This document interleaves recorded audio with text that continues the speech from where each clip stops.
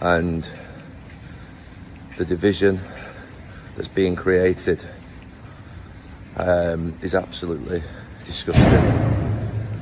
Mainly created by angry, middle-aged white men who know exactly what they're doing. So Gary Neville says it's middle-aged white men stirring up division, and to a degree, I agree, but not in the way that Gary meant. He wants to talk about who's really responsible for the division in this country. Well, let's name names. Tony Blair, Keir Starmer, the Oxbridge Spads, the Champagne Socialists, the corporate elites who sip £10 pints in hotel football and lecture the working classes from penthouses in Zone 1 London. Those are the middle-aged white men tearing this country in two, and not because they fly a Union Jack, but because they've sold this country down the river.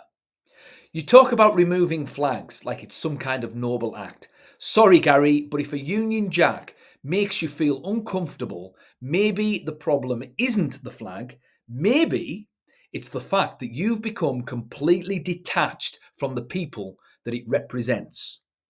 You played for England 85 times. Great! But that doesn't mean that you get to decide what patriotism looks like.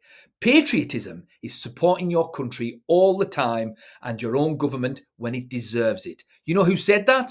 That was Mark Twain. You might want to jot that one down, Gaz. But let's not pretend that you're one of the people anymore. You run hotel football and you charge £10 a pint. You cash cheques from Qatar while virtue signalling about LGBTQ rights. You parrot progressive mantras while doing brand deals with mega corporations. And you're part of the machine, Gary. And the worst part is that you genuinely think that you're not. This country is being gutted from the inside out. We've got digital ID cards on the horizon, crime is through the roof, illegal immigration flooding our towns, Christian values are sidelined, speech is policed. I mean, the big D might even get penalised for this little video he's making. Inflation is crushing the working classes, and the elites, like you, gaslighting everyone into thinking that resistance to this is hate. What was it George Orwell himself said? The further a society drifts from the truth, the more it will hate those who speak it.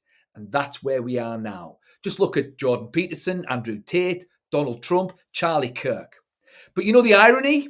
You're actually right by accident. This has been caused by middle-aged white men. But it's not Dave from Doncaster or Steve from Sunderland. It's Blair, it's Starmer, it's Klaus Schwab, it's George Soros, and the entire lot of globalist sycophants who've turned Britain into a technocratic theme park.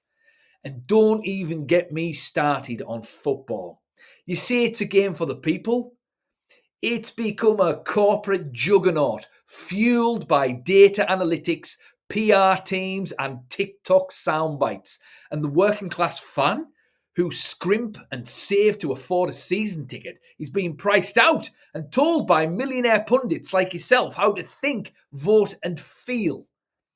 As Rudyard Kipling said himself, if you can bear to hear the truth you've spoken, twisted by knaves to make a trap for fools, that's the Britain many of us still recognise. One with backbone, one that honours duty, faith, and country. And look, Gary Neville, you've got every right to say what you want. Free speech isn't selective.